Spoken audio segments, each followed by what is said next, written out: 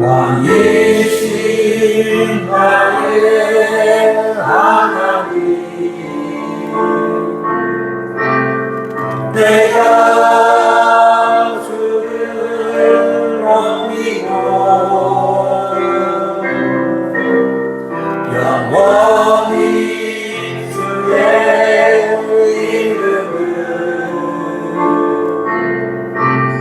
송축하리이다.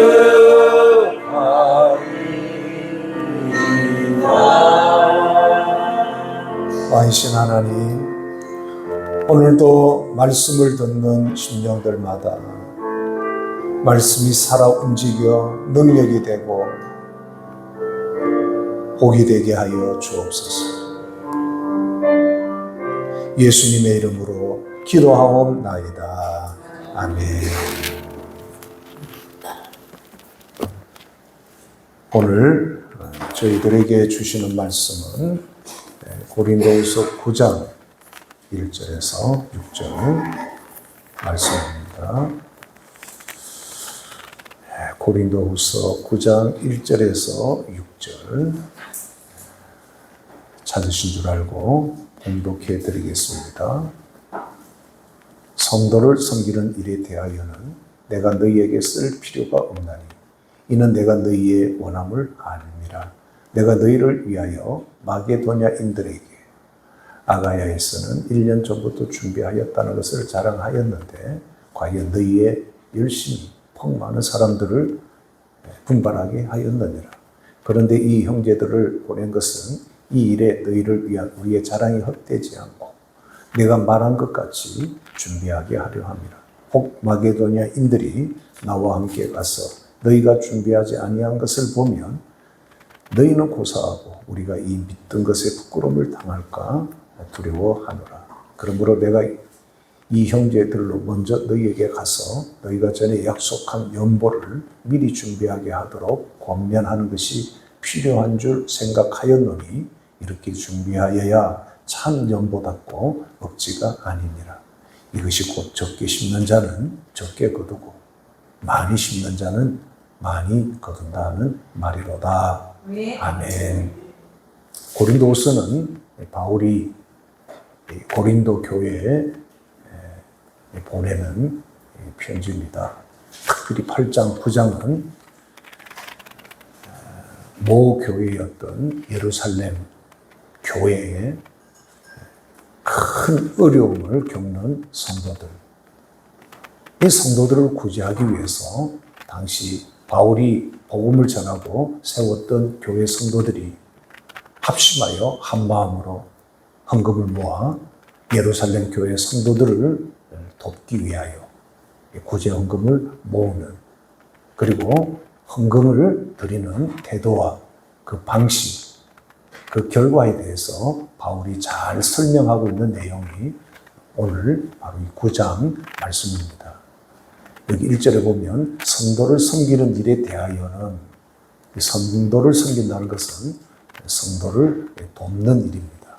물질로 돕는다 그 말이에요. 내가 너희에게 쓸 필요가 없다. 고린도 교회에는 쓸 필요가 없다. 2절에 보시면 그 이유는 내가 너희의 원함을 알미라. 여기 너희의 원함을 안다는 것은 너희가 열심을 내고 있다는 것을 안다는 겁니다. 예루살렘 교회 성도를 돕기 위해서 흉년을 만난 예루살렘 교회 성도들 돕기 위해서 고린도 교회가 아주 열심으로 물질을 모으고 있는 것을 바울이 안다 이 말이에요. 내가 너희를 위하여 마게도냐, 고린도는 아가야 지역에 바울 당시의 수도였다면 마게도냐는 아가야 북쪽에 있는 그러한 지역입니다. 마게도냐의 수도는 데살로니가, 그리고 큰 도시는 빌립보 지역이죠. 바울이 지금 고린도후서를 이 빌립보 마게도냐 지역에서 편지를 쓰고 있는 겁니다. 내가 너희를 위하여 마게도냐인들에게 아가야에서는 1년 전부터, 이 아가야는 고린도 교회를 말합니다. 1년 전부터 준비하였다는 것을 내가 자랑하고 있다. 마게도냐 지역에 있는 성도들과 교회에 자랑하였는데, 과연 너희의 열심히 이 헌금을 하겠다는, 또 헌금을 드리는 그 열정이 펑 많은 사람들을 분발하게 했다. 헌금하게 했다. 이 말입니다. 그런데 이 형제들을 보낸 것은, 여기 이 형제들은 디도입니다. 바울이 고린도에 가겠다고 생각은 하고 있지만 지금 상황이 여의치가 않아서 먼저 형제들을 보낸 겁니다. 디도를 포함한 형제들을 고린도 교회에 보내는데, 이 보낸 것은 이 일에 너희를 위한 우리의 자랑이 헛되지 않고 내가 말한 것 같이 준비하게 할, 미리 준비가 되도록 그렇게 하기 위해서. 이 좋은 일을 할 때는 잘 준비해서 해야 되겠죠. 그 말입니다. 4절, 혹 마게도냐인들이 나와 함께 가서, 마게도냐 성도들이 바울과 함께 고린도 교회에 찾아가서 이제 너희가 준비하지 아니한 것을 보면, 이제 바울이 왔다고 그때서야 막 서로 준비하고 떠드는 모습을 보면 그 말입니다. 너희는 고사하고 우리가 이 믿던 것에 부끄러움을 당할까 두려워하노라. 이 자랑했는데 가서 그 자랑한 것이 부끄러움이 되지 않도록 미리 구제 헌금을 또 이 돕는 일들을 잘 준비해서 해놓으라는 바울의 부탁입니다. 5절, 그러므로 내가 이 형제들로 먼저 너희에게 가서 너희가 전에 약속한 명복, 고린도 교회도 큰 소리 쳤겠죠. 사도 바울님, 걱정하지 마십시오. 저희들이 훨씬 넉넉하고 저희들이 잘할 수 있습니다. 아마 그랬던 것 같아요. 그래서 약속한 연보를 미리 준비하게 하도록 권면하는 것이 필요한 줄 생각하였노니 이렇게 준비하여야 참 연보답고 억지가 아니다. 헌금은 준비된 마음을 가지고 하나님 앞에 드려야 그것이 올바른 헌금의 태도다. 또 돕는 자의 마땅한 태도다라고 말하는 것입니다. 그리고 6절에 이런 말씀을 합니다. 이것이 곧 적게 심는 자는 적게 거두고 많이 심는 자는 많이 거둔다 하는 말이다.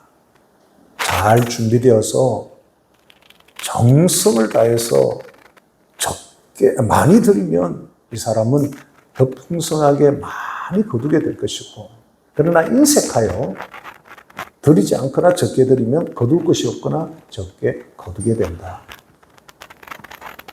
심고 거두는 이 법칙에 대해서 바울이 지금 이 말씀을 하고 있는 거예요. 네. 오늘은 이 많이 거두는 비결. 많이 거두려면 어떻게 해야 되죠? 그렇죠. 오늘 그 말씀을 하려고 하는 거예요. 풍성한 삶의 비결. 풍성해지는 법칙이 있습니다. 뭘까요? 많이? 그렇죠. 심어야 많이 거두게 된다.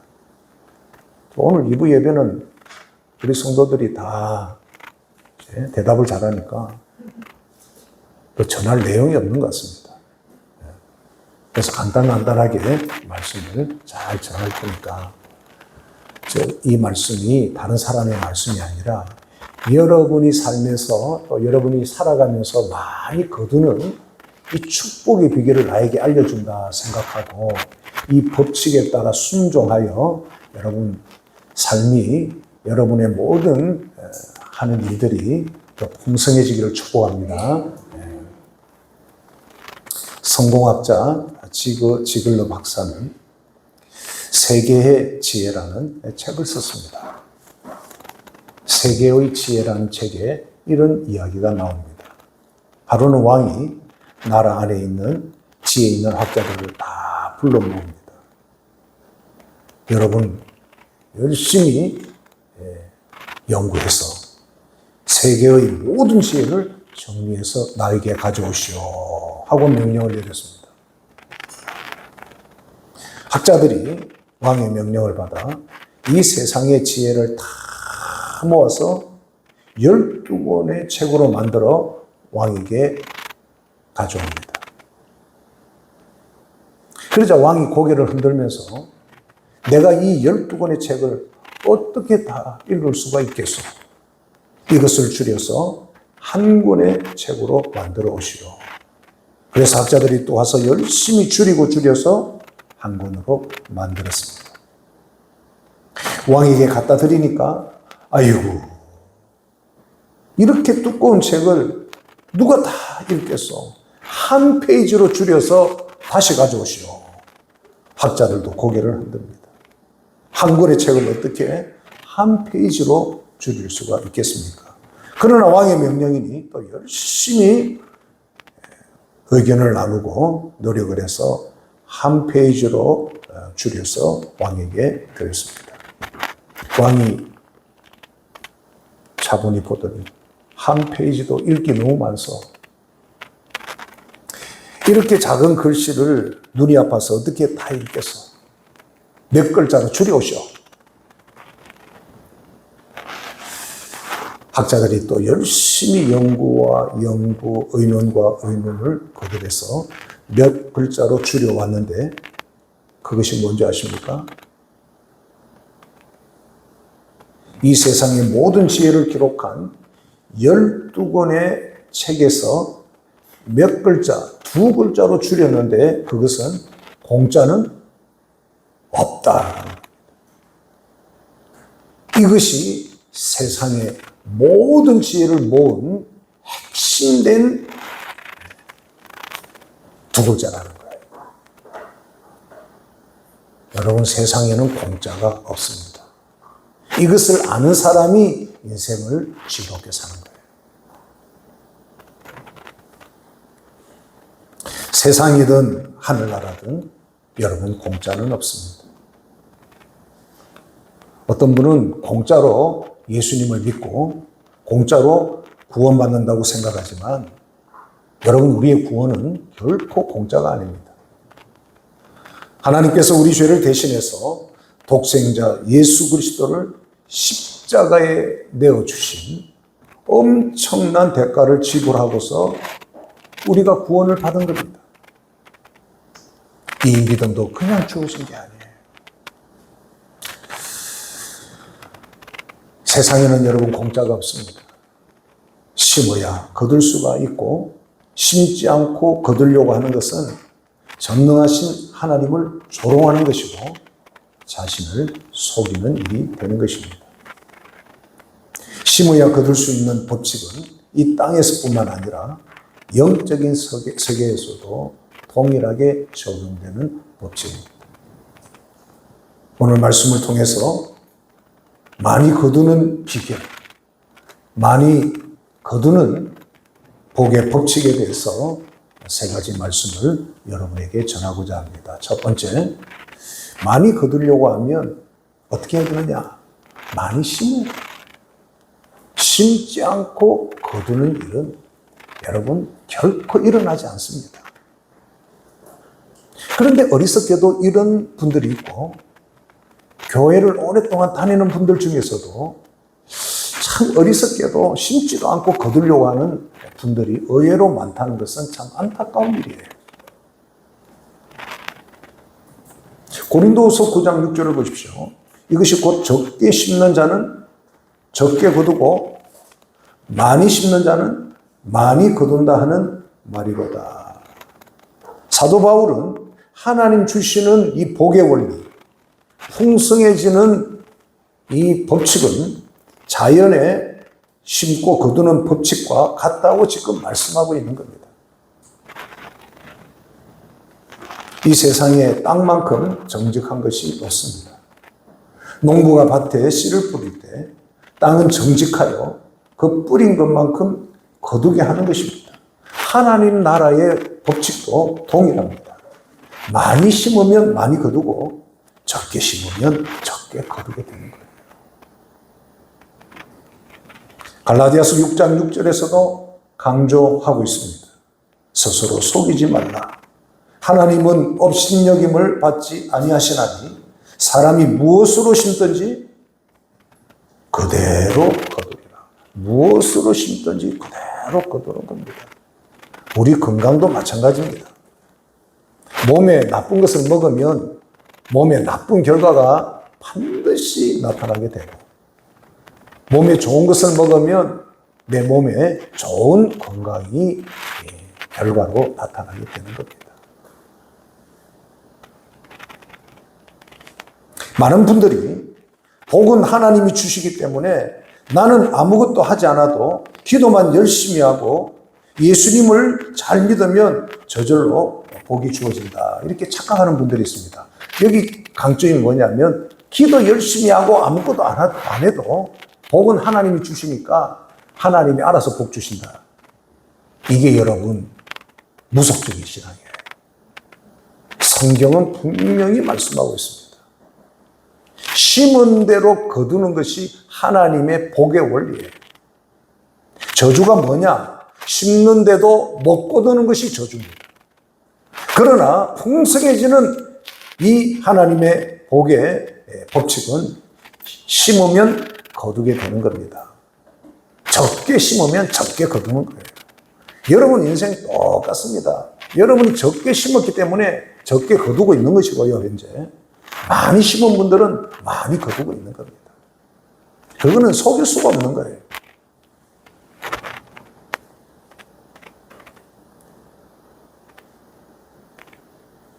그래서 바울이 오늘 다시 한번 우리에게 이 말씀을 주는 겁니다. 풍성하게 거두는 비결, 법칙은 바로 심고 거두는 데 있다. 많이 심으십시오. 그러면 여러분 풍성할 것입니다. 그걸 우리에게 지금 말씀하고 있는 거예요. 이솝부화에 이런 이야기 있습니다. 여러분 잘 아시는 이야기입니다. 어느 봄날 한 농부가 산 언덕에 자기 밭에 씨를 뿌리기 위해서 땀을 흘리며 밭을 갈고 있었습니다.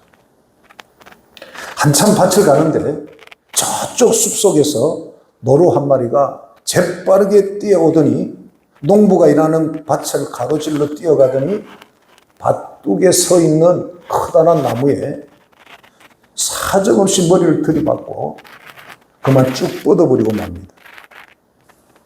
이게 무슨 일이냐 하고 농부가 밭가리를 멈추고 가보았더니 글쎄 노루가 머리로 나무를 들이받고 죽어 있는 겁니다. 농부는 뜻밖의 횡재로 그날 저녁 가족들과 함께 노루고기 파티를 벌이게 됩니다. 얼마나 기쁘고 참 기분이 좋았는지. 문제는 다음날 농부가 밭으로 밭가리를 갔는데 가만히 생각해 보니까 굳이 힘들면서 땅을 파고 돌을 골라내고 이런 힘든 밭가리를 할 필요가 있겠냐는 생각이 들었습니다. 왜냐? 가만히 있어도 노루가 나무에 부닥쳐서 저렇게 뻗어 있는 일이 자주 일어나면 농사 안 짓고도 충분히 살아가겠다는 생각이 든 거예요. 그래서 그날 밭갈이 하는 것을 그만두고 숲속에 몸을 숨기고 딱 앉아 있습니다. 노루란 놈이 또 달려나와서 나무에다가 머리 박고 죽기를 기다리죠. 근데 그날은 노루가 안 나타나요. 그 다음날 또 딱 앉아서 오늘은 오겠지 하고 기다렸는데 왔을까요? 안 왔을까요? 가을이 될 때까지 안 나타나는 거니까. 결국 이 농부는 추수 때가 되고 아무것도 수확할 수가 없게 되고 아주 비참하게 되었다라고 하는 이야기가 이솝우화에 나오는 어리석은 농부 이야기입니다. 여러분, 하늘에 속한 복이든 땅에 속한 복이든 우연히 여행으로 주어지는 것은 없습니다. 복의 씨앗을 심어야 복을 거두게 되는 것이죠. 이삭도 양을 키우고 짐승을 키우는 이 목축을 했지 농사를 지어본 경험이 없습니다. 그런데 창세기 26장에 보면 이삭이 아버지 아브라함 때처럼 흉년을 만나서 아이고 이 흉년을 잠시 피해서 저 이집트 나일강 쪽으로 잠시 갔다가 이 땅의 흉년이 끝나면 돌아와야 되겠다 생각하고 기도도 하지 않고 가나안 땅을 떠나다가 하나님의 음성을 듣게 됩니다. 이삭 거기서 멈춰. 너 아버지 아브라함과 내가 약속하기를 이 땅에서 복을 주기로 내가 약속했는데 네가 이 땅을 떠나지 않고 이 땅에 거하면 네 아버지 아브라함과 약속한 대로 내가 너에게 복을 주겠다. 이삭이 하나님의 말씀을 듣고 더 이상 애굽으로 내려가지 않고 가나안 땅 그랄 지방에 머물게 됩니다. 자, 그러면 이삭도 하나님께서 복 주신다고 약속했으니 이 땅에 있으면 하나님 복 주십시오 하고 기다렸는데 복을 받았다 하면 기도만 해도 잘 풀리고 풍성해지는 삶이 이게 맞는 거예요. 그런데 이삭이나 아브라함이나 야곱은 그렇지 않았어요. 이삭은 흉년 때지만 그랄 지방에서 농사를 짓습니다. 처음으로 농사를 짓습니다. 흉년이지만 그 땅에 농사를 지었더니 하나님께서 약속하신 대로 이삭에게 복을 주셨는데 몇 배의 복을 주셨죠? 100배의 복을 주신 거예요. 심은 것이 있으니까 하나님이 100배 거두게 하시는 겁니다.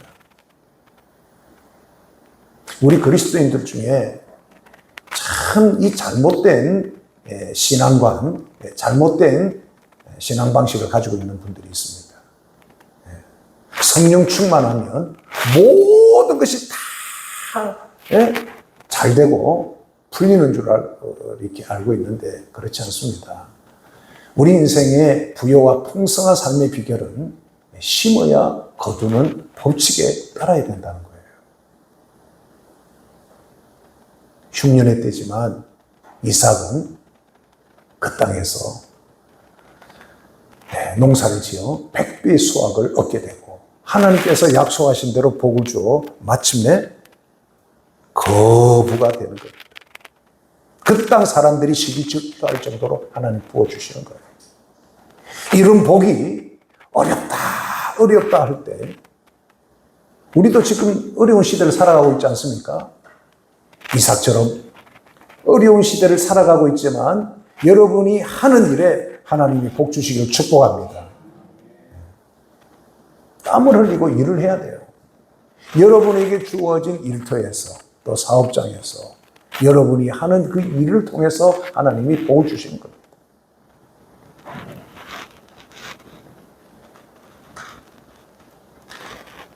만약에 이런 분들이 있을 수 있습니다. 나는 그렇게 땀을 흘리고 막 그렇게 심은 것 같지도 않는데 나는 왜 이렇게 잘 풀리지? 나는 하는 일이 왜 이렇게 잘 될까? 하는 분들이 혹시 있다면 그것은 여러분이 심은 게 아니고 누가 심은 거예요? 부모님이 심은 거예요. 잘 생각해 보십시오. 우리 부모님은 그럴 분이 아닌데 여러분이 모르게 부모님들이 심어놓은 것을 여러분이 거두는 거예요. 여러분 자녀들이 풍성하게 거두려고 하면 누가 심어야 돼요? 여러분이 심어야 되는 거예요. 여러분이 인색하면 여러분 자녀들이 거둘 것이 없게 되는 거예요. 그러면 여러분 자녀들은 더 심어야 되는 거예요. 저는 목사지만 주변의 목사님들, 여러 사모님들과 이렇게 교제도 하고 대화를 나누면서 모든 조건이 비슷하고 더 뛰어남에도 불구하고 목회를 하면서 고생 많이 한 분들이 있는가 하면 이분들은 그렇게 뛰어난 것 같지는 않은데 목회라든지 모든 삶이 잘 풀리는 분들이 있습니다. 가만히 보면 그 어머니 아버지, 그 목사님, 그 사모님, 어머니 아버지께서 참 수고와 땀과 희생의 눈물을 많이 흘린 분들. 그런 분들이 이제 자녀들이 잘 되는 거예요. 저는 그런 것을 보면서, 야, 그렇구나. 이 땅의 법칙도 마찬가지지만, 이 영적인 이 풍성해지는, 많아지는 이 비결도 다 이 심음으로 거두는 이 법칙 안에 있구나라는 것을 깨닫는 거예요. 여러분, 심고 거두는 법칙은요, 정확합니다. 잠언 19장 17절에 보면 가난한 자를 불쌍히 여기는 것은 여호와께 구워주는 것이다. 하나님께 구워주는 것이다. 나는 가난한 사람에게 착한 마음으로 이렇게 했는데 하나님은 그것을 보시고 나에게 하는 것이다. 하나님은 그렇게 보신다는 거예요. 여러분 놀랍지 않습니까? 그의 선행을 그에게 갚아주시리라. 하나님이 다 갚아주시는 거예요. 지난주에 제가 원종수 박사를 제가 소개했습니다만은 그 원종수 박사 어머니, 그분이 참 그 어려울 때 그 믿음 안에서 귀한 것을 많이 심은 어머니예요. 그 원종수 박사 그 자서전에 보면 너는 내 것이다 라는 책을 이렇게 읽어보면 그 안에 그 어릴 때 아버지 일찍 돌아가시고 어린 사남매를 어머니 홀로 키우는데 삭바느지라고 또 다른 집에 또 이렇게 식모로서 이렇게 수고하면서 사남매를 훌륭하게 잘 키웠습니다. 그리고 한 가지 원칙은 새벽 기도는 빠지지 않았다는 거예요. 다른 데 눈을 돌릴 틈이 없는 겁니다. 하나님을 바라보며 자식들을 위해서 기도하고 나를 위해서 기도했다는 거예요. 그 어머니의 기도를 생각하면 자기들이 잘못된 어떤 생각을 할 수가 없었다는 거예요. 사남매가. 반드시 잘 돼야 되겠다 생각하는 거예요. 그런데 그 책에 이런 이야기가 나옵니다. 그 어렵고 가난한 시절에도 어머니는 지나가는 거린이나 가난한 사람을 결코 그냥 둔 적이 없다는 거예요.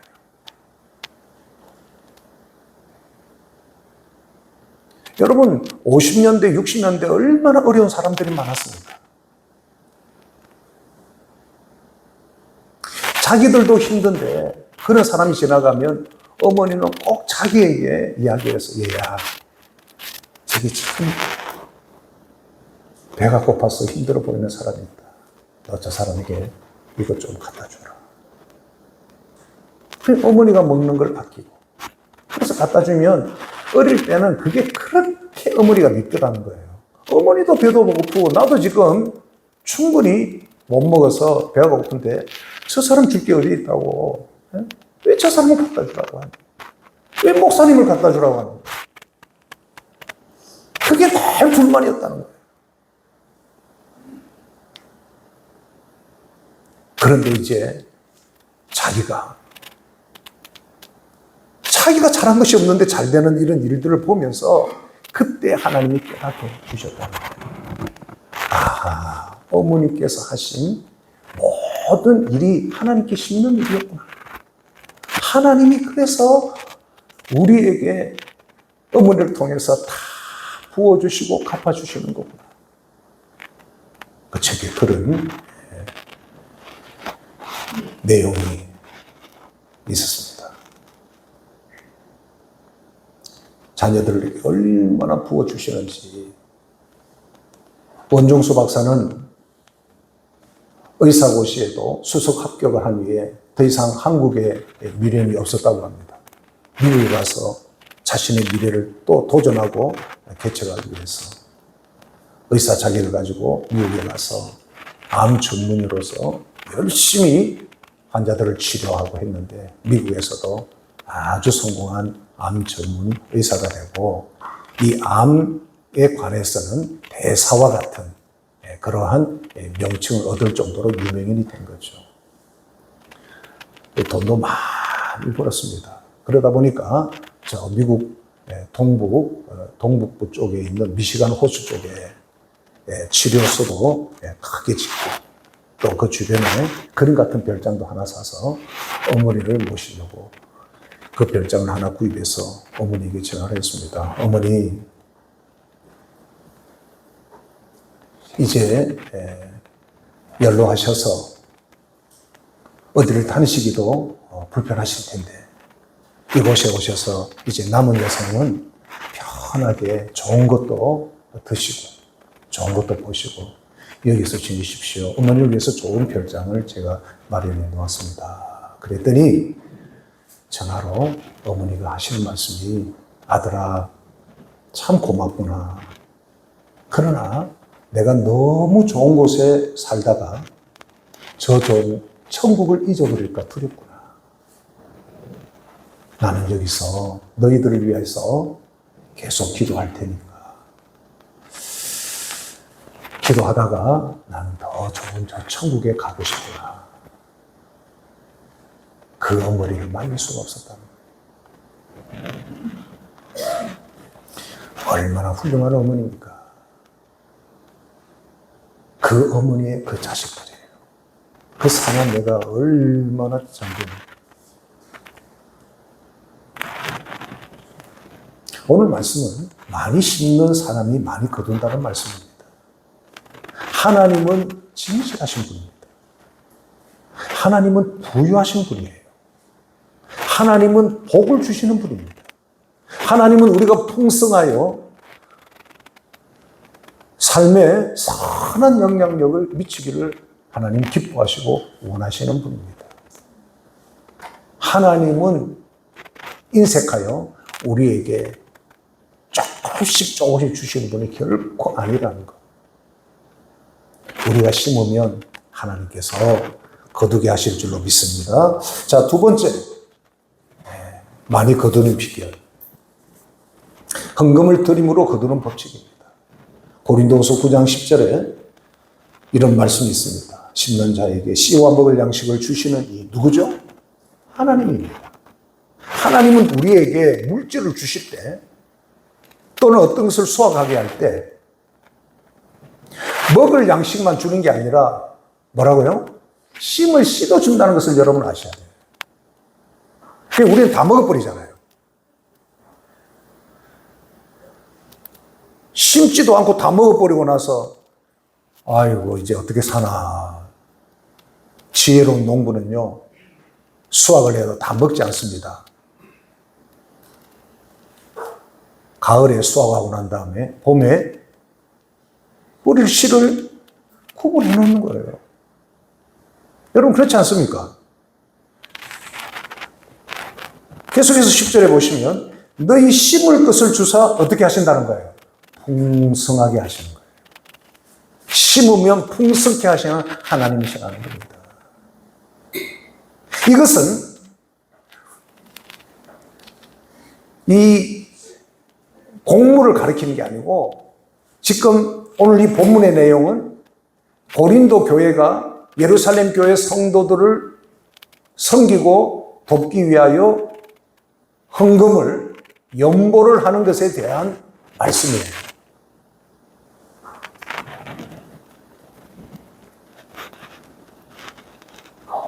어려운 이웃이나 또 가난한 분들을 이렇게 돕는 이 연보도 하나님께 심는 축복의 씨앗이 되는 것이고 여기에 많이 거두는 복의 비결이 있다고 바울이 오늘 우리에게 가르쳐 줍니다. 그뿐 아니라 11조를 드리는 이 헌신도 거두는 축복이 있습니다. 말라기 3장 10절에 보면 만군의 여호와가 이르노라 너희의 온전한 11조를 창고에 들여 너희 집에 양식이 있게 하고 그것으로 나를 시험하여 내가 하늘 문을 열고 너희에게 복을 쌓을 것이 없도록 붙지 아니하나 보라라는 말씀이 있습니다. 이 말씀 가지고 막 장난치는 분들이 있는데요. 하나님의 말씀을 가지고 장난치면 안 되는 거죠. 많은 분들이요. 말씀은 말씀입니다. 오늘 여기 보면 만군의 여호와가 말씀했다고 그랬습니다. 너희의 온전한 11조를 창고에 드려. 이 창고에 드린다는 말은 하나님의 집에 드려보라는 거예요. 당신은 성전이겠죠. 오늘날은 교회겠죠. 교회당에 드려보라. 어떤 11조? 온전한 11조. 어떤 분은 나는 이만하면 괜찮아. 그래서 적당하게 하는 분들도 있고요. 어떤 분은 그래도 나 하나님께 복 받고 싶어 해서 흉내내는 분도 있습니다만은 여러분, 하나님 앞에 오늘 이 말씀처럼 너희에게 복을 쌓을 것이 없도록 붙지 아니하나 보라. 이 말씀대로 여러분, 하나님께서 하늘문을 열고 여러분에게 부어주시는 복을 경험하려고 하면 온전한 11조에 순종해야 돼요. 사실 온전한 11조 하는 교인들이 많지 않았습니다. 그러나 놀라운 것은 온전한 11조 하는 분들은 하나님께서 물질이 마르지 않도록 복을 주시는 것을 제가 지금까지 목회를 하면서 저는 목도하고 있습니다. 그분뿐만 아니라 그 자녀들에게도 하나님께서 복의 문을 열어주시는 것을 제가 봐요. 여러분, 이것은 심는 겁니다. 하나님께서 우리에게 주시는 모든 물질에는 씨와 먹을 양식을 같이 주는데 많은 분들이 많이 먹어버리고 이게 심을 게 저게밖에 없네. 이거라도 하나님 받으세요 하고 이제 하니까 하늘문이 안 열리는 거예요.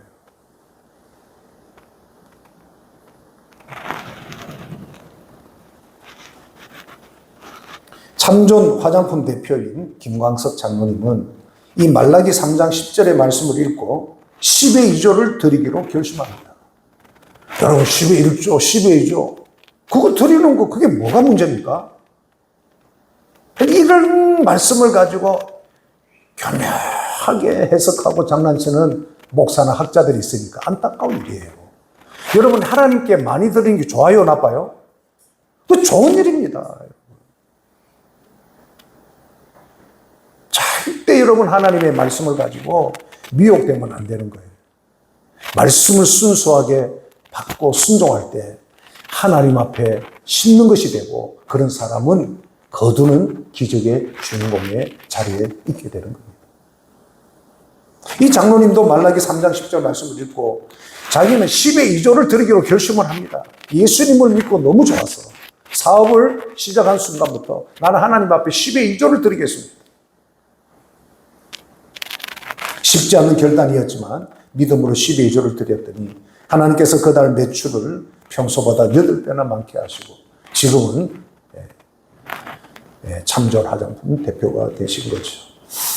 고린도서 9장 7절에 각각 그 마음에 정한 대로 할 것이요 인색함으로나 억지로 하지 말. 인색함으로나 억지로 하지 말지니 하나님은 즐겨내는 자를 사랑하시느니라. 하나님, 저 다 먹어버렸습니다.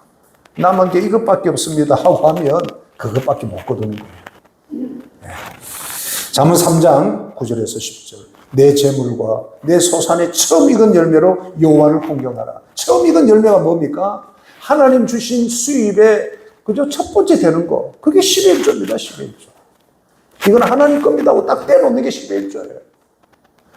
그것은 하나님을 공경하는 행위가 되는 거예요. 하나님이 보신다는 거예요. 그리하면 내 창고가 가득히 차고 내 포도주 털에 새 포도즙이 넘치리라.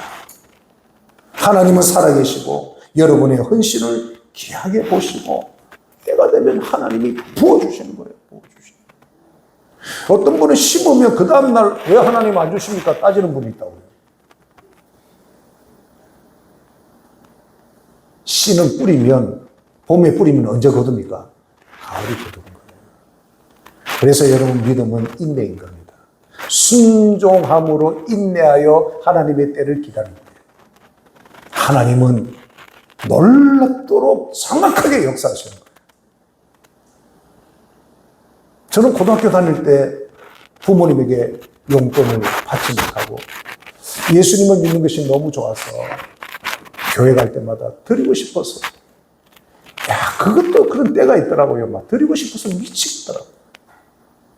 그래서 내가 하나님 앞에 헌금을 드릴 수 있는 유일한 방법은 학교 갈 때 차비, 갈 때는 급하니까 버스 타고 올 때는 집에까지 1시간 반 걸어오는 겁니다. 그 차비를 아껴서 일주일 동안 하나님께 드리면 얼마나 기쁘고 좋은지. 제가 목회하면서 하나님께서 그때 그 시절을 저한테 하나님이 말씀하시더라고요. 네가 그때 나에게 드린 거 나 잊지 않겠어. 제가 목회하면서 이때까지 물질로 어려움을 겪어본 적은 없습니다.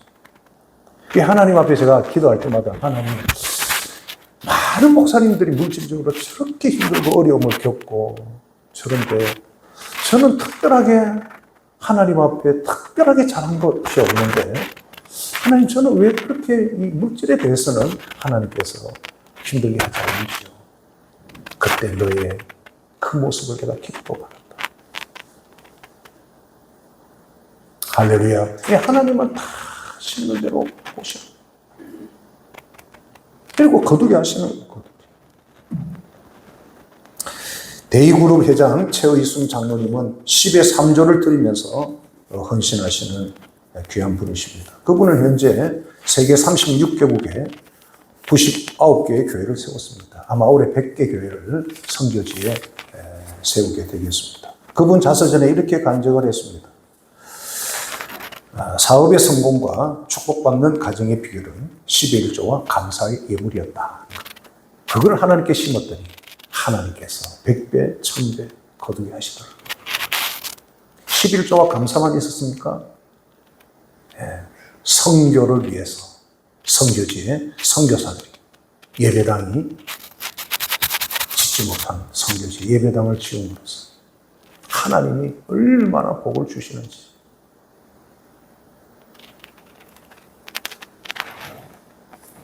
미국 어느 단체에서 11조 하는 교회와 11조 교인과 11조 못하는 교인들 경제 사정을 비교 분석한 보고서를 내놓았습니다.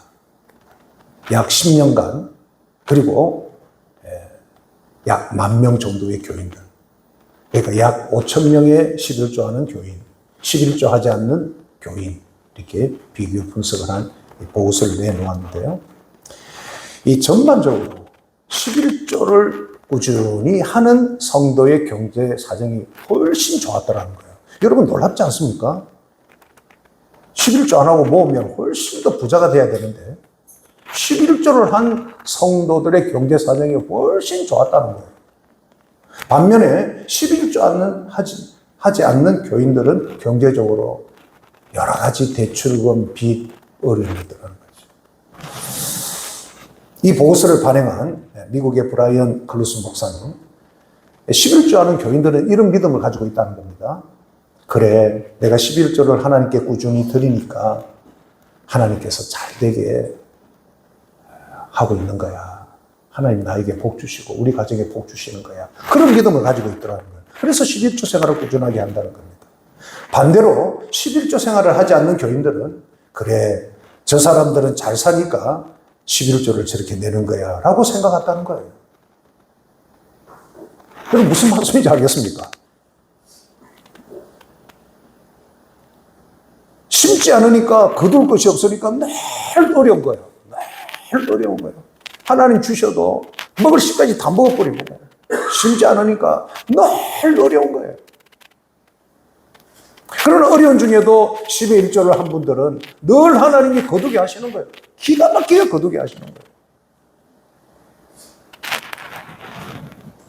하나님은 그 사람의 믿음대로 거두게 하시는 거예요. 마지막 세 번째로 많이 거두는 비결, 풍성한 복을 누리는 법칙 세 번째는 착한 마음으로 심고 거둬야 돼요. 억지로 인색하게, 억지로 남이 하니까 비교해서 하는 게 아니라 착한 마음으로 심고 거두는 원리에 따라 하나님께서 풍성하게 하시는 거예요. 고린도후서 9장 8절, 9절 현대인의 성경에 이렇게 말씀하고 있습니다. 하나님은 여러분이 모든 일에 항상 풍족하여 선한 일을 많이 할 수 있도록 여러분에게 모든 은혜를 넘치게 주실 수 있습니다. 선한 일을 많이 할 수 있도록 여러분에게 모든 애들을 넘치게 주실 수 있습니다. 성경에도 그가 가난한 사람들을 후하게 구제해 주었으니 그의 의로운 행위가 영원히 남을 것이다 라고 기록되어 있습니다. 바울은 시편 112편 9절의 말씀을 인용해서 선한 마음으로 착한 마음으로 드린 심는 행위에 대하여 축복하는 말씀을 이렇게 전하고 있습니다. 오래전에 국민일보 겨자신안에 실린 이야기입니다. 서울 한 사업가가 있었는데요. 사업을 하던 중에 부도가 났습니다. 그때 손에 남은 돈은 고작 500만 원 정도였습니다. 마지막 남은 돈으로 선교지에 교회 하나 지어 하나님께 바치면 어떨까 작정하고 선교 헌금을 마침 500만 원 청구를 남아있는 돈 다 드렸는데 그때 교회 지을 돈이 없어서 나무 밑에서 예배드리던 이 필리핀 원주민들이 그 돈을 전달받아서 예배당을 건축하고 교회 이름을 부도교회라고 지었습니다. 여러분 깐짜나부리 시사와스의 롬마이 교회가 바로 나무 그늘 교회입니다. 롬마이라는 게. 그게 또 그렇게 예배당이 지어졌죠. 교회 이름 부도교회라고 지은 거예요. 부도난 한국 사업가를 잊지 않고 기도하고 축복하기 위해서 그 필리핀 원주민들이 교회 이름을 부도교회라고 지은 겁니다. 그리고 이들이 매일 모이면 이 사업가를 위해서 기도해 주었다는 거예요. 놀라운 일이 일어났습니다. 부도났던 이 사업이 다시 불같이 일어나서 지금은 큰 기업으로 성장했다는 거예요. 할렐루야. 별로 놀라지도 않네요, 여러분들. 하든가 말든가. 아무튼 착하고 순수한 마음으로 심으면 반드시 하나님이 거두게 하시더라는 거예요, 하나님이. 지난주에 떠인들 선교회 그 선교회 통장으로 5천만 원, 1억의 선교 후원금이 들어온 거예요. 누가 한 주는 대표인 목사님하고 저하고